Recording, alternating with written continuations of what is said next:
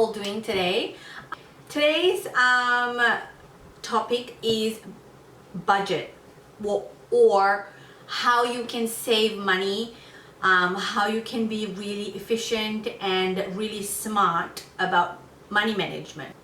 Now, in our relationship with me and my husband, we've been married for almost 5 years. Our anniversary is coming up in January. And since I think the day or the following day after we had our wedding, the first thing we did was go to the bank and opened a joint account. Basically got rid of the unnecessary accounts that each other had and put our money into one joint account. Now this joint account has kind of like the checking account and the savings part of it as well. That's the first thing that we've done. Now this video is not going to be just for couples, it's for single people, it's for teenagers, it's for anybody who needs tips on how you can save money and manage money better. In my household, I am the one who is on top of the bills, and you know, basically like this part of everything. I think if you're a couple, one person has to be in charge of that particular thing, but your partner has to be aware of everything that you're doing. So there's no secrets, there's no overlapping, there's no double payments, there's no trust issues and all of that. So you just got to figure out who's better with money management, and then that way you can see who would be the best fit to do that part of your life, basically. So I do have so many tips. Now let's dive into the biggest thing for money management. It's a budget. Now everyone needs a budget, okay? I know a lot of people in their personal life don't think a budget is necessary, especially if you're single, and I have been in that position, and I'm gonna tell you a little bit about why that didn't work out. But even like big companies, big businesses have a budget set for a reason, so they don't overspend. They can regulate their money better, income versus expenses. You can track where your money is going, how your money is coming in, how much money is coming in. So it's very, very important to have a budget. Now, a little story. I was a big spender. Back in Sri Lanka, teenagers aren't allowed to work, or I don't know if it's a legal issue, but they just definitely don't have time to work because school is a bit much over there. Like it's a lot of pressure, and then you have private tuition classes after school, and if you're in uni, you absolutely don't have time to do a part-time job. So when I was over there, that was out of the question.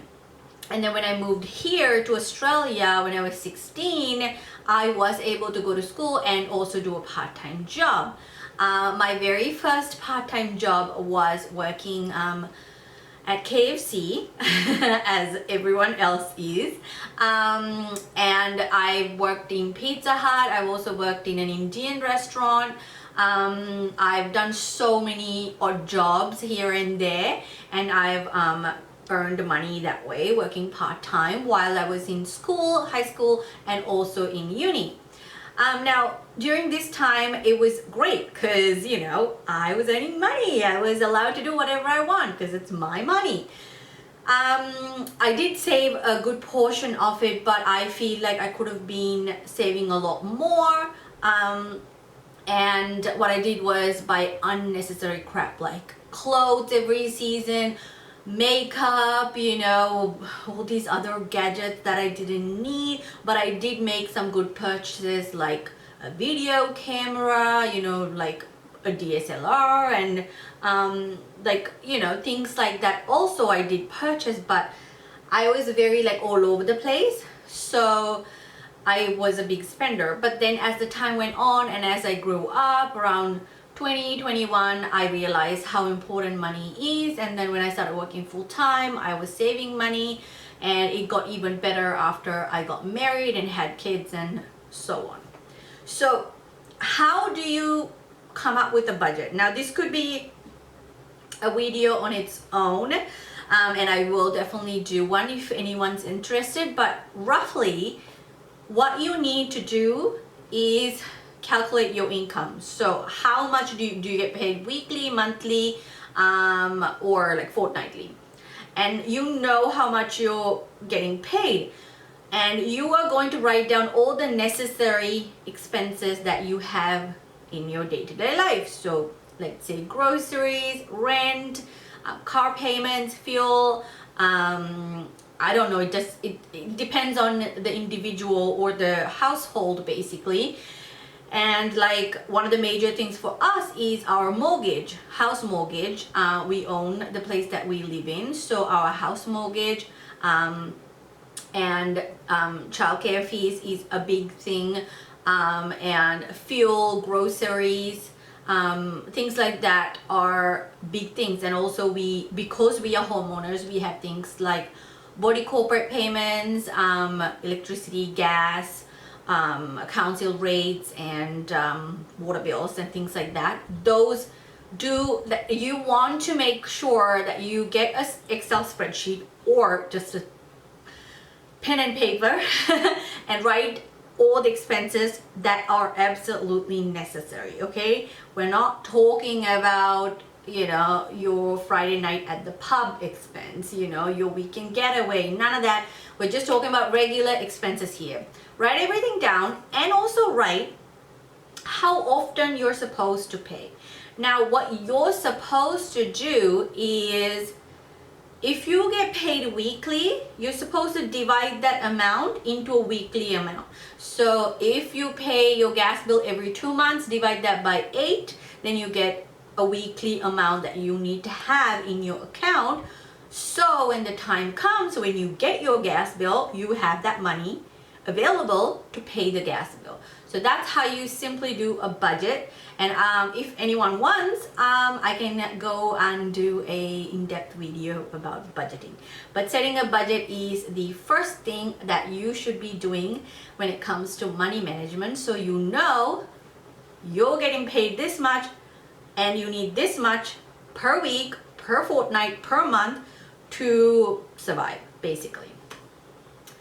And any leftover from that money is your savings. Now your savings can come in the form of, I'm saving up for that holiday, I'm saving up to buy a house, I'm saving up to have a child, I'm saving up to buy that car, I'm saving up for a renovation, you know, or simply I'm just saving up for an emergency like medical or whatever, you know. So that saving up is, everybody needs savings at some point in their life. You need to dip into your savings, and it is an amazing thing to have a separate account to have some savings. So let's say you get paid $1,300 a week, and all your expenses are, all your necessary expenses are $1,000 per week. So that $300 leftover goes directly into your savings account. You are not going to think twice about it. It will land in your savings account. If you get paid a varied amount every week, then your savings amount will go up and down. Now guess what? If you are getting paid less this week, if you're getting paid $800 this week instead of your $1,300, guess where you can get that money from? Your savings. You can dip into your savings and get that extra $200 that you need to survive for that week. So that way you are not, you know, fussing about, oh my God, not having money that week to pay the bills, the important stuff that you need to do. Okay, that's why savings are important. Now, you definitely need to have separate bank accounts. One bank account is just not gonna cut it. So 3 bank accounts you absolutely need. Everybody should have 3 bank accounts. A couple or single person, whoever, needs to have 3 bank accounts. Number one, a normal bank account where you get your income paid to, and it could be where it also can be where you pay all your other bills like the direct debits and stuff like that, all your bills. And then the other account you need is for groceries. Now, our groceries account covers groceries for the week, fuel for the week, and our money that we take out for our cleaning lady. And also nappies and wipes and things like the other baby things, like the regular baby things that we need for our toddler, and of course the newborn that will be coming. So that's our grocery account, and that's our, what we do is every week I have in my budget, I have a set amount that goes into the grocery account as soon as the pay. If our pay comes on a Wednesday, Thursday I have set up an auto payment that takes that money into that account. That way we know every week we have that money to spend on eggs and spinach and bananas and nappies and wipes and fuel and whatever that we need for that week for groceries. And the last important account that you need to have is your savings account. So that leftover money, any extra money, bonuses, Christmas bonuses, a gift from your family or whatnot, the lottery that you won last week, that money can go into the savings account. So these are the three basic accounts that everyone should have in their life. Now, our normal account is a joint account with me and my husband. So we know where our income's coming to. Now we, mind you, we have about, I want to say about 8 accounts between us, and we have that because we have a house mortgage, we have a credit card, and you know, all these other accounts. But these are the basic 3 that anybody needs, and everything else, any other accounts like our child's savings account and things like that are just depending on yourself and your family's need. So that's why you need to just sit down, come up with a budget and decide where this money should go, where does this expense go, which account is suited, and blah blah blah. Now let's say if you have a big holiday coming up. Now we are planning a big holiday that will happen in 5 years time. So we've thought about it now, and we are starting to save up for it. So what we do is open a new bank account so it doesn't clash with the other accounts that we have. So in our budget we set a weekly amount to go into that account. That way when the time comes and we are ready to book our tickets and hotels and whatnot for our big holiday, we have money right there and we don't even have to see it because it's an automatic payment that goes every week from our salary. Now, the one thing you have to do is stick to your budget, okay? This is what you do. So let's say you, from your income account, you transfer $200 every week to your grocery account. Now you know you only have $200 in your grocery account for groceries this week, okay? Now let's say you didn't spend the $200, you only spent $50 this week. Guess what? You have that $150 left over from last week, which is gonna accumulate into the $200 that you get next week. So in total, you'll have $350 in the grocery account. Let's say you really have to buy something and you're gonna go over your $200 budget. Well, you're just gonna have to wait until next week. If it's something urgent, you dip into your savings account like a medical emergency or things like that. I'm not talking about that outfit you really wanted and that you have to get it this week. You don't need that in your life, okay? You can wait. That can wait. If you have some kind of medical emergency or some other like big emergency, then dip into your savings account and get that money that you need, the extra money that you need. But then what you're gonna do is from your salary, from the money that goes into the grocery account, you're gonna deduct that amount, let's say $50, instead of putting $200 next week into your grocery account, you're going to put $150 and put that $50 you took from your savings into your savings account. Okay, so that's how you stick to your budget. It goes it's the same for every account basically. And let's say for some unfortunate incident, if you're a couple, your partner loses the job. Now there are other methods that you can deal with, manage those better. I'll talk about that in a bit. But let's say one of you lose your job and now you're a single income family, right? So you can alter your budget to suit your needs now. And this is when your savings come in handy. So you do need to work for the future so you have money with you that you can comfortably even quit your job to pursue something that you like, you know.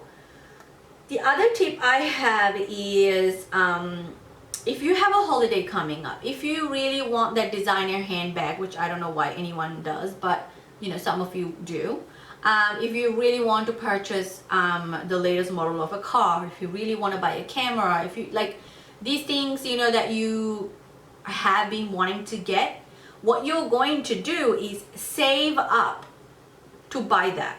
You are not going to purchase it on credit and then have a bigger credit amount, which you obviously have to then have a weekly payment go into, so you won't get charged interest on top of interest. Save up to buy what you need. Okay, so if I want to go on a holiday and I know roughly it's gonna cost me $2,000, what I'm going to do is set a weekly amount in our budget so I will have the money ready for that holiday that's coming up. What I'm not going to do is purchase it with my credit card and have interest accumulate. What you can do though, safely use a credit card. How do you safely use a credit card? You are going to purchase that holiday, let's say it's a great deal and you don't have time, so you're going to purchase it from your credit card. But then guess what? That amount that you would have saved up for your holiday every week from your budget, you are going to put that amount every week into your credit card. Okay, so that way it works out well. But you gotta be smart, you can't overspend, you have to have willpower and strength to follow through properly. So have a credit card, okay? Have a credit card with a great minimum, with a great amount. I'd say a good starting card would be like $2,000 if you're a teenager. If you're a single person, maybe $5,000. If you're a family, maybe $10,000. It totally depends on what kind of emergencies you're looking at. You know, when you're single, it's probably just medical, and when you're like, you know, a couple or married and have kids, it could be like, you know, you're losing your job and you have a mortgage to pay or rent or whatever. You know, every need changes, so everyone's emergency changes, and it could be that heart surgery, or you know, suddenly you have an accident and you have an emergency payment that you need to do. Like, it's just all these things, everyone's emergency changes, so have a credit card available to pay for those things, so you have a backup if your savings isn't enough. But what you're not going to do is, hey, I have a credit card, let's go shopping every weekend. No, that's not what the credit card's for. The credit card is there for emergencies, not for buying clothes every season, you know, or that random shoes that you saw at the shop and it was on sale and you had to have it. Like, no, okay? So credit card, have a credit card, keep it full and only use it for emergencies. And another great tip is setting up automatic payments. So like I said, if you have several accounts and you're paying bills from, you know, all these accounts, like for our mortgage, we know from the income account a certain amount has to go into our mortgage account. So I've set up a automatic payment.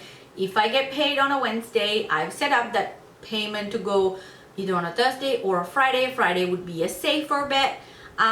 So that money, I don't even see it. Our salary comes, that money is gone, it's distributed to all the accounts, and what we have left with is either our savings money or any leftover money, which will go into the savings account. So always set up automatic payments. That way you're not going to be stingy or you're not going to overly spend. It's very easy to stick to your budget when you have automatic payments set up for everything. That's what we have done for credit card payments, for mortgage, for the grocery account, for childcare fees, and where it's possible, ask the suppliers like gas bill, your telephone bill and whatnot, have direct debits. So that way you know the date that the direct debit's coming, and you can ask them to, you can request them to take it out on a certain day of the month, whichever that suits you. And that way you don't even have to worry, because you know your account has money and you know it'll get deducted when the bill comes, and everything's just automatic and very easy. Now, the other things that I want to talk about are things for the future. Okay, now those other things that I talked about already are basically like your day-to-day life and your income and expenses and savings, right? But the next bit of things you want to do for your future. Now, start as early as possible. If you started working full-time when you were 20, start your retirement plan when you're 20, okay? If you got married when you're 25 and you started your joint account with your husband and everything's now, you know, you started a budget and everything, start your retirement plan then, okay? Then that way you'll have 30, 35, 40 years into the future. If anything changes, then you won't panic. Don't start your retirement plan when you're 50 and you have 15 years to retire, you know? It's still better than nothing, you know, but don't do that. And then also don't wait until you turn 65 to think, hey, I'm retiring tomorrow. I don't have savings. What do I do for the rest of my life? How am I going to survive? Don't do that. That's really stupid to wait that long. So start early as possible, okay? And some things that I really recommend. Now in Australia, we have something called superannuation. Now this is a requirement by your employer, requirement by the government for your employer to be paid to you as part of your retirement funding, kind of. So at the moment, currently the rate is 9.5%. Some people do 9.5% from your salary, and some people just do your salary, your base salary plus 9.5%. Some companies are very generous. They do 12%, 12.5%, even 15%. It depends on the industry and who you're working for, basically. But that amount will go to your superannuation account, which you can access when you are 60, I think. You can have early access, but then there'll be taxes that you'd have to pay for that. So you can get a retail superannuation fund. That's what most people do. Also, you can have a self-managed superannuation fund, which is a whole other situation and is not really recommended for like anybody and everybody. But you know, like if you have a lot of investments, if you have a good amount of money and things like that, because it's expensive to have a self-managed superannuation fund. So you can take that route as well. And the other thing that you have to have, especially if you're a family, is life insurance, TPD insurance, which is total permanent disability insurance, and income protection. So these three things are absolutely necessary if you are a couple or a family, okay? Because you're all depending on each other, and you know, your budget is going to get affected if you lose your job or your partner loses their job. So you need to have that backup plan if one of you get injured, if one of you dies. These things that you need to like discuss and put in place. So We did ours last year, and you know, it's an absolute necessity because we have a child. So these things you have to think about. So in Australia, what you can do is pay for these things out of your superannuation fund, so it's not out of pocket. Okay, so whatever you earn, that 9.5 goes into your superannuation fund weekly, monthly, or whenever the employer has set it up, and every month or every year, like an annual premium or a monthly premium, you can pick the amount that needs to go into your life insurance, TPD, and your income protection will be taken out of your superannuation. So you don't even see it. Once it's all set up, you can go to a finance management company, you can do it yourself. Like, I don't know, you can just talk to an insurance broker, a bank maybe. They all can set those up for you, and it just goes automatically from your superannuation account. That way you know it's being paid for, and whenever you do need to access it, you just ring your insurance company. And sometimes the superannuation companies do have the insurance divisions, so it's easier. All you had to do is call them up, hey, you know, I lost my job, I need to access my income protection. So provide documents and it's there for you already. Obviously there are big processes to get things like this started, and big processes when you need to access it, you know, but it's the main point is you need to have these things in place for your safety, your kids' safety, and for your future's sake. Okay, and so if the thing is that you need, if when you think about your retirement, what you want to do now, me and hubby have talked about moving into like a rural area, and we'll have this type of a house. Do we own it? Do we rent it? What do we do? What are we going to do with our existing house? All these things have to be discussed as early as possible. Okay, and now another thing with that life insurance, TPD, those insurances, I want to say is that if you have kids especially, or if you are really well off and have a lot of money, properties, whatnot, and you have a partner, you need to discuss about a will. That's the extra step that you have to do in order to figure out whenever you pass away, what's going to happen to your belongings, who's going to get it, who's going to handle all the debt or these things. So it's really such a great idea to have a will in place. Okay, so that's on top of the insurances that we talked about. And when you talk about your retirement, so you need to have a rough idea of what you're going to do when you retire, where you're going to live, how much money roughly you might need. If we're talking like 30 years ahead, then obviously you can't estimate how much money you would need and blah blah blah, but you know, you need to assume certain things like where you're going to live, and you know, are you going to rent a house, are you going to build the house, what kind of thing that you want to do, and blah blah blah blah blah. So after you discuss all of those things, then you need to manage your budget better, to have better savings, and also to stop spending money for unnecessary crap that has no value, like clothes, you know, imitation jewelry. Now buying gold is a great thing in jewelry form, which has lesser value, or in the form of raw gold, or silver or platinum or whatever they have.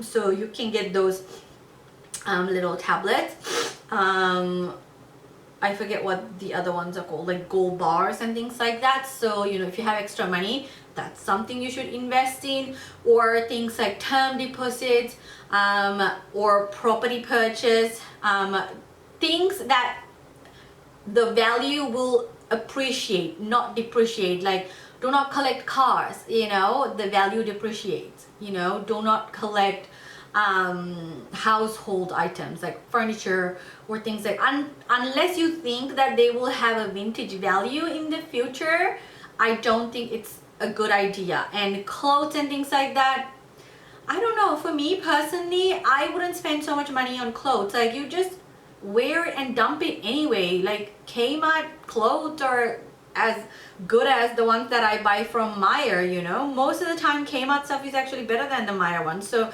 I never care for branded things anymore.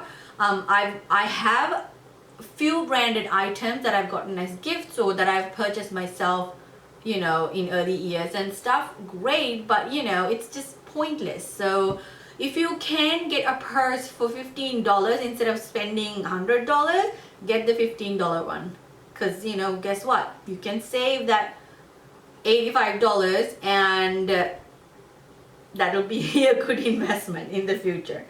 So invest into things like that. And if you have a business idea that you think is reliable, or you know somebody else who is actually looking for a business partner and you have the money for it, go for it, invest, but make sure you have a contract in place so you're not in trouble if they go into trouble. But always be smart and think 3 or 4 times, talk to somebody who's more knowledgeable than you to get opinions, and I think that way you can have a great stress-free life, yeah, without worrying about money. So I hope this video, I know it's long, but I wanted to cover everything. If there are any parts that I talked about briefly that you want to be expanded in another video, please let me know and I would be happy to do it.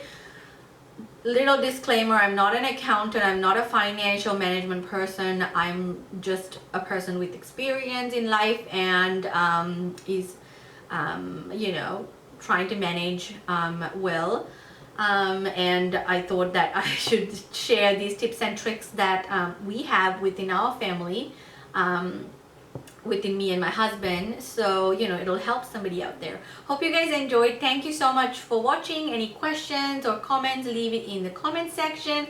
Don't forget to subscribe and like and share this video, it will help somebody. Yeah, and until next time, bye.